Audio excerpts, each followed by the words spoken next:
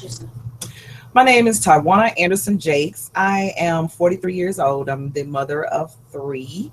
I work currently in customer service. I am a team lead or a consumer associate for Blue Cross Blue Shield. I have about 15 years of customer service experience. I love to work with people. I am a self starter and a team player. Thank you.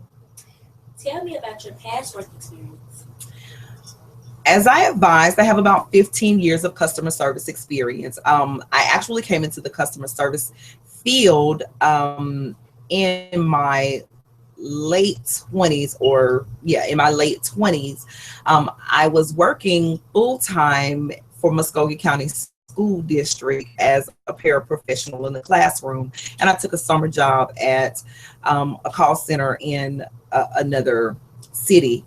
I actually liked it. I felt like it was my calling. I stayed there rather than going back to my full-time job. I took the summer job into my full-time job. I worked there for 5 years. When I decided to better myself in the job field, I actually moved to another call center where I actually worked in management for several years. I also worked from home part-time for a virtual call center, which I did for several years. And currently I am employed as a consumer associate slash or team lead at Blue Cross Blue Shield of Georgia, where I assist members as well as providers, which would include doctors and hospitals. Also, I assist the 21 people on my current team. Thank you. Describe a time when you worked well on your team. Working well on a team, if I had to describe one particular time, I would probably have to think about what has been happening right now at our job. Because I work for a insurance company, the insurance company just went through open enrollment. So being able to work with the different new people. We had about five new people to come onto the floor. One particular incident that I remember during open enrollment was one of our new people kind of became upset because the calls were really busy. It was a busy time. They were new to the floor and they had not really had a lot of experience. I had one of the new representatives who had made a mistake to become almost hysterical, cry, and she probably was ready to quit at that point. I had to assist my member, get my member to where they needed to be so that I could get them off the phone. Then no one else had time, so I actually had to go to this representative and just pull her to the side and tell her to breathe deep, take it one call at a time, and that no one was perfect, no one knew everything. I assured her that we were there to be able to assist her. And once I got her calmed down, she was able to go back to the call that she was working on to complete what she needed to complete and actually to finish out the day. She cried for just a little while she was talking to me, but I was able to calm her down, and that is a part of what I do every day at my job in my current role. Thank you. You're welcome. Tell me about a time when you had too many things to do and had to prioritize your tasks. Right now, it seems that I always have too many things to do. That's pretty easy to answer. One of my most vivid times I would have to think would be last weekend. I had some overtime that I needed to complete at work because I have a project that I'm actually working, or had a project at the time that I was actually working on for my current manager, as well as I had a school project that was due that same day, as well as my husband and I were looking at going on a 3-day getaway. I had to go to work, do what I needed to do, which was when I start my day. I went to the gym that day and then I went to work. I had to complete my daily work tasks. And then I worked 2 hours over so that I could complete what needed to be done for my manager, so that that information will be available for him when we came back after our holiday. I also then left work, came home.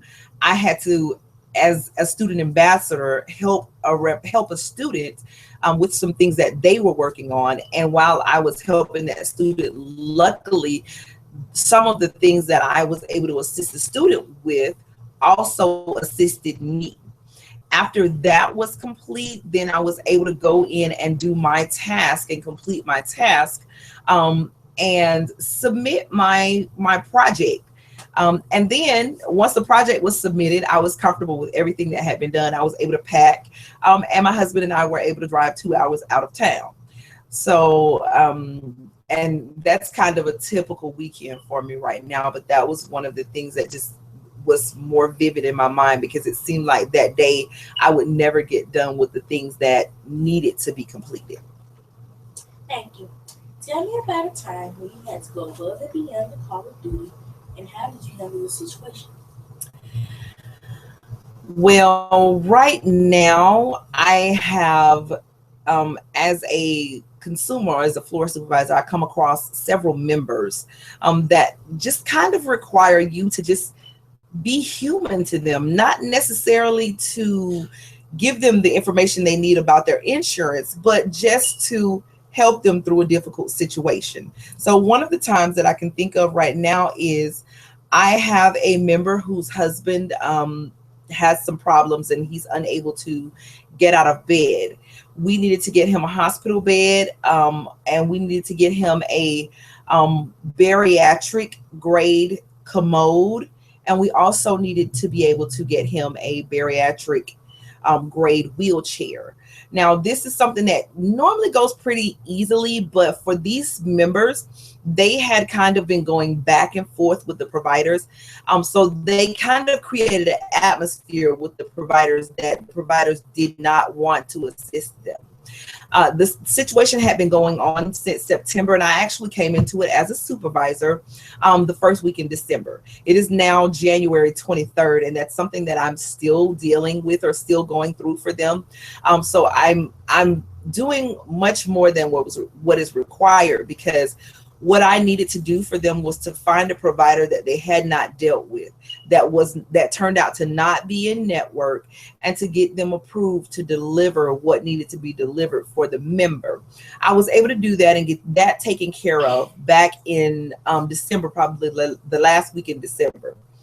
The members were not satisfied with the name brands of the equipment that were being provided, and so they had been going back and forth. So I have reached a point now where I have promised the members that I would reach out to them daily to let them know that I've spoken with the providers, what brands they have available, and things like that, until we've been able to get it resolved. It's not really something that I have to do, but I like for our members to know that we do care about them as more than just being a premium, that we actually care about them and their situations. So it's something that I've been doing. I'm hoping that we'll be able to get this resolved in the next few days, because I'm hoping that we've found something that is acceptable for the members, but it's definitely something that I am carrying much farther than I needed to.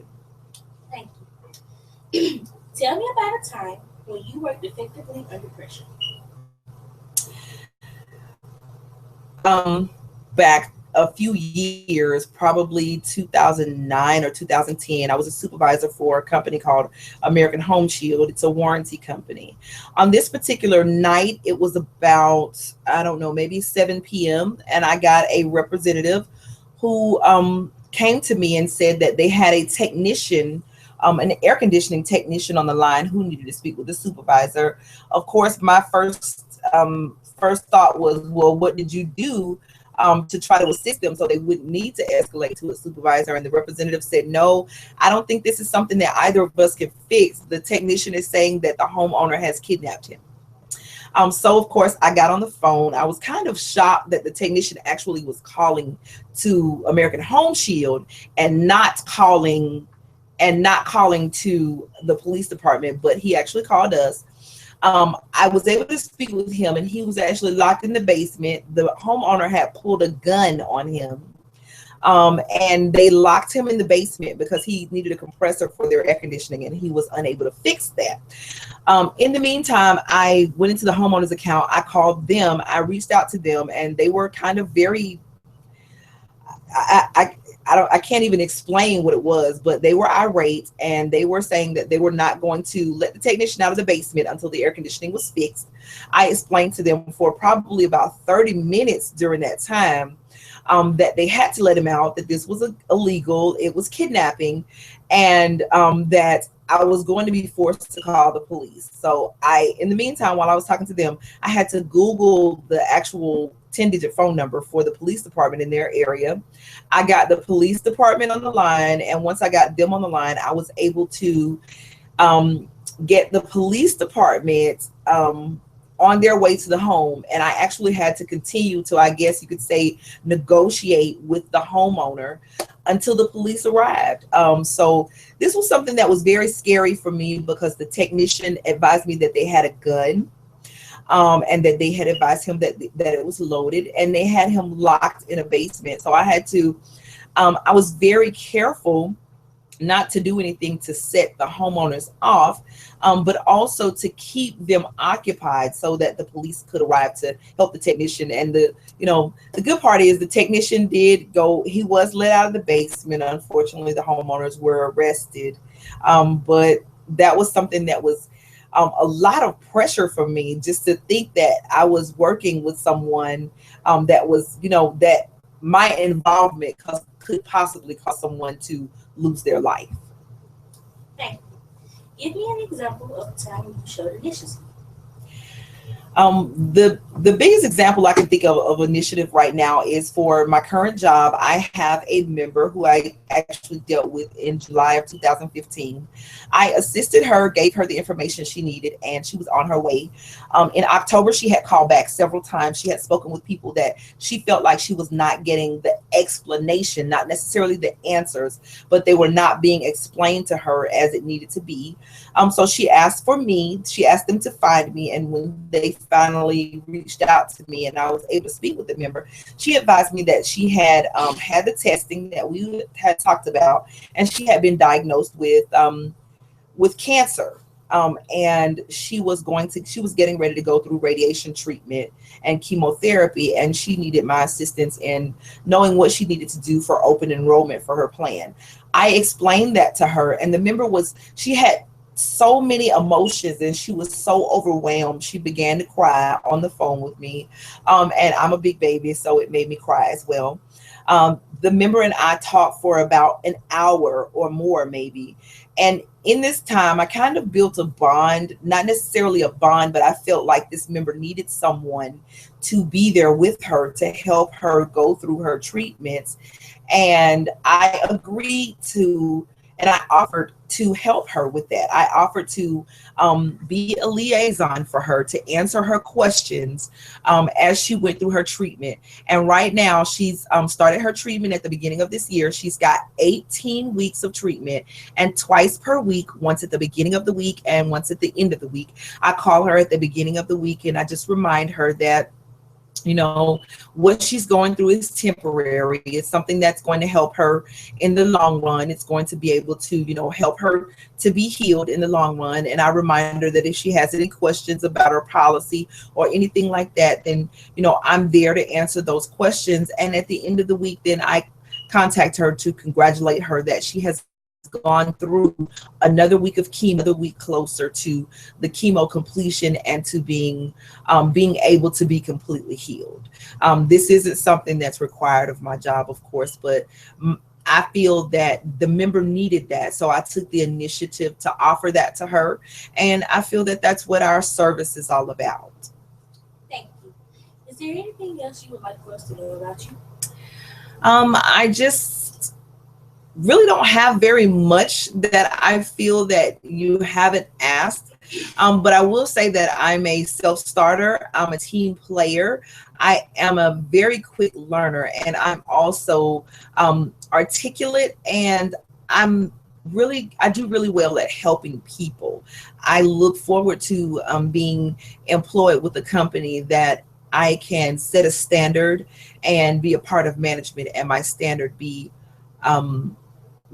that we help our members as far as we need to, and we are able to do that. And I'm looking forward to being able to do that with your company. Thank you.